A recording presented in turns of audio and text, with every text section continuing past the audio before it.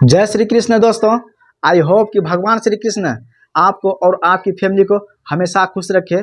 भगवान श्री कृष्ण के कृपा दृष्टि से, उनके आशीर्वाद से आप और आपकी फैमिली हमेशा तरक्की की ओर जाए, तरक्की करे, दिन दुनी रात चौगुनी तरक्की करे और भगवान श्री कृष्ण आपको और आपके साथ साथ पूरी फैमिली को खुश रखे। तो फिर आइए श्रीमद् भागवत गीता के अध्याय 2 में यानी गीता का सार में सेशन नंबर 14 की शुरुआत करते हैं।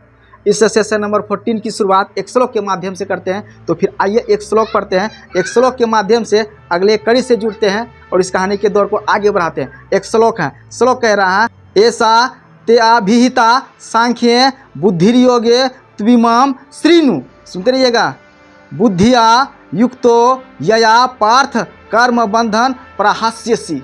अब इसका अर्थ समझिए, इसका अर्थ कितना सुंदर दिया हुआ है। इसका अर्थ है, यहाँ मैंने वैश्लेषिक अध्ययन द्वारा इस ज्ञान का वर्णन किया है, अब निष्काम भाव से कर्म करना बता रहा हूँ। सुनिएगा कितनी गहरी बात है।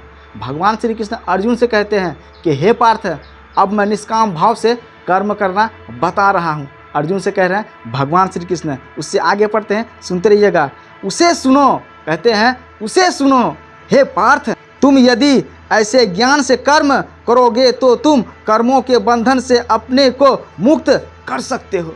सुनते रहिएगा। अब इसका तात्पर्य पढ़ते हैं। इसका तात्पर्य कितना सुंदर दिया हुआ है। इसका तात्पर्य दिया हुआ है, वैदिक कोश निरुक्ति के अनुसार सांख्य का अर्थ है विस्तार से वस्तुओं का वर्णन करने वाला तथा सांख्य उस दर्शन के लिए प्रयुक्त मिलता है जो आत्मा की वास्तविक प्रकृति का वर्णन करता है, और योग का अर्थ है इंद्रियों का निग्रह। देखिए कितनी सुंदर बात है।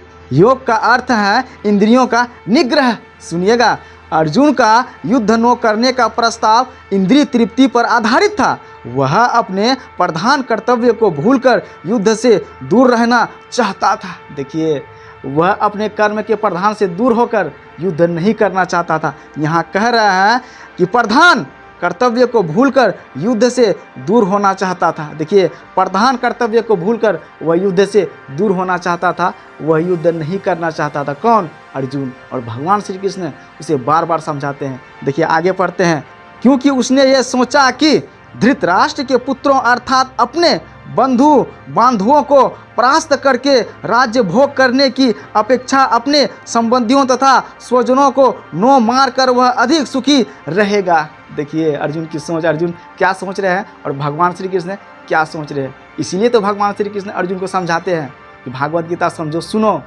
सच्चाई क्या है इस यूनिवर्स में, अस्थाई क्या है, आपकी जीवन का सच्चाई क्या है। देखिएगा दोस्तों, सुनते रहिएगा। दोनों ही प्रकार से मूल सिद्धांत तो इंद्रिय तृप्ति था। उन्हें जीतने से प्राप्त होने वाला सुख तथा स्वजनों को जीवित देखने का सुख, ये दोनों इंद्रिय तृप्ति के धरातल पर एक है। सुनते रहिएगा, क्योंकि इससे बुद्धि तथा कर्तव्य दोनों का अंत हो जाता है। सुनते रहिएगा। अतः कृष्ण ने अर्जुन को बताना चाहा कि वह अपने पितामह के शरीर का वध करके उनके आत्मा को नहीं मारेगा। देखिए कितनी सुंदर बात बता रहा है। उन्होंने यह बताया कि उनके सहित सारे जीव शाश्वत प्राणी हैं। वे भूतकाल में प्राणी थे, वर्तमान में भी प्राणी रूप में हैं और भविष्य में भी प्राणी बने रहेंगे, क्योंकि हम सब शाश्वत आत्मा हैं। हम विभिन्न प्रकार से केवल अपना शरीर परिधान यानी वस्त्र बदलते रहते हैं और इस भौतिक वस्त्र के बंधन से मुक्ति के बाद भी हमारी पृथक सत्ता बनी रहती है।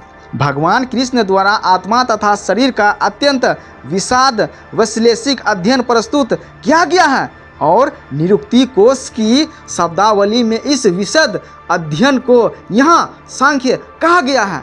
इस सांख्य का नास्तिक कपिल के सांख्य दर्शन से कोई सरोकार नहीं है। इस नास्तिक कपिल के संख्या दर्शन से बहुत पहले भगवान कृष्ण के अवतार भगवान कपिल ने अपनी माता देवहूति के समक्ष श्रीमद् भागवत गीता में वास्तविक सांख्य दर्शन पर प्रवचन दिया था। उन्होंने स्पष्ट बताया कि पुरुष या परमेश्वर क्रियाशील हैं और वे प्राकृतिक पर दृष्टिपात करके सृष्टि की उत्पत्ति करते हैं। इसको वेदों ने तथा गीता ने स्वीकार किया है। वेदों में वर्णन मिलता है कि भगवान ने प्रकृति पर दृष्टिपात किया और उसमें आणविक जीवात्माएं प्रविष्ट कर दी। ये सारे जीव भौतिक जगत में इंद्रिय तृप्ति के लिए कर्म करते रहते हैं और माया के वशीभूत होकर अपने को भोक्ता मानते रहते हैं। इस मानसिकता की चरम सीमा भगवान के साथ सायुज्य प्राप्त करना है।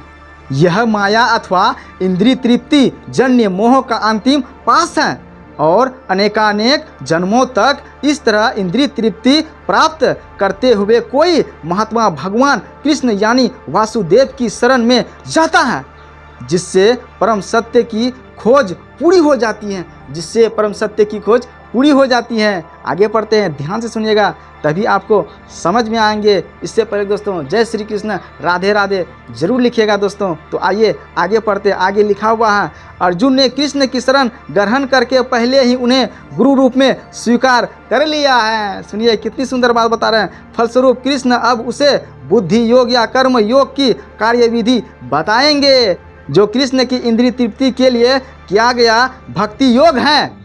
यह बुद्धि योग अध्याय 10 के 10वें श्लोक में वर्णित है, जिसमें इसे उन भगवान के साथ प्रत्यक्ष संपर्क बताया गया है जो सबके हृदय में परमात्मा रूप में विद्यमान है, किंतु ऐसा संपर्क भक्ति के बिना संभव नहीं है। सुनते रहिए। अतः जो भगवान की भक्ति या दिव्य प्रेमा भक्ति में या कृष्ण भावना मृत में स्थित होता है, वही भगवान की विशिष्ट कृपा से बुद्धि योग की इस अवस्था प्राप्त कर पाता है। सुनते रहिएगा। अतः भगवान कहते हैं कि जो लोग दिव्य प्रेमवश भक्ति में निरंतर लगे रहते हैं, उन्हें ही वे भक्ति का विशुद्ध ज्ञान प्रदान करते हैं। सुनते रहिएगा।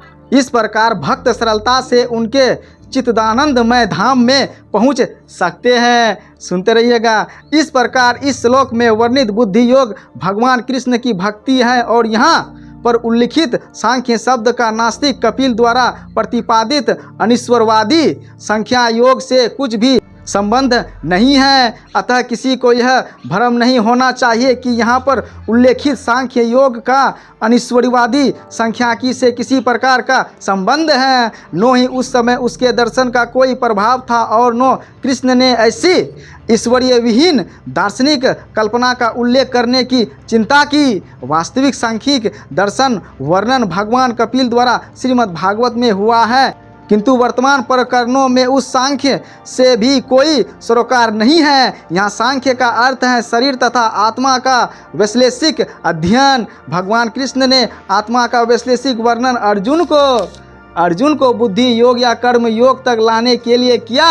अतः भगवान कृष्ण का सांख्य तथा भागवत में भगवान कपिल द्वारा वर्णित सांख्य एक ही है। ये दोनों भक्ति योग हैं। अतः भगवान कृष्ण ने कहा कि केवल अल्पज्ञ ही सांख्य योग तथा भक्ति योग में भेदभाव मानते हैं। सुनते रहिएगा। निसंदेह अनिश्वरवादी सांख्य योग का भक्ति योग से कोई संबंध नहीं है। फिर भी बुद्धिहीन व्यक्तियों का दावा है कि भागवत गीता में अनिश्वरवादी सांख्य का ही वर्णन हुआ है। सुनते रहिएगा। आगे पढ़ते हैं और थोड़ा सा है। अतः मनुष्य को यह जान लेना चाहिए कि बुद्धि योग का अर्थ कृष्ण भावनामृत में पूर्ण आनंद तथा भक्ति के ज्ञान में कर्म करना है। जो व्यक्ति भगवान की तुष्टि के लिए कर्म करता है, चाहे वह कर्म कितना भी कठिन क्यों ना हो, वह बुद्धि योग के सिद्धांत के अनुसार कार्य करता है और दिव्य आनंद का अनुभव करता है। ऐसी दिव्य व्यवस्था के कारण उसे भगवत कृपा से स्वतः संपूर्ण दिव्य ज्ञान प्राप्त हो जाता है और ज्ञान प्राप्त करने के लिए अतिरिक्त श्रम किए बिना ही उसकी पूर्ण भक्ति हो जाती है। कृष्ण भावना भावित कर्म तथा फल प्राप्ति की इच्छा से किए गए कर्म में विशेषतया पारिवारिक या भौतिक सुख प्राप्त करने की इंद्रिय तृप्ति के लिए किए गए कर्म में प्रचुर अंतर होता है। अतः बुद्धि योग हमारे द्वारा संपन्न कार्य का दिव्य गुण होता है। सो दोस्तों, इससे आगे की कहानी अगले सेशन में तो मिलते हैं, यानी सेशन नंबर 15 में। तब तक के लिए जय हिंद, वंदे मातरम।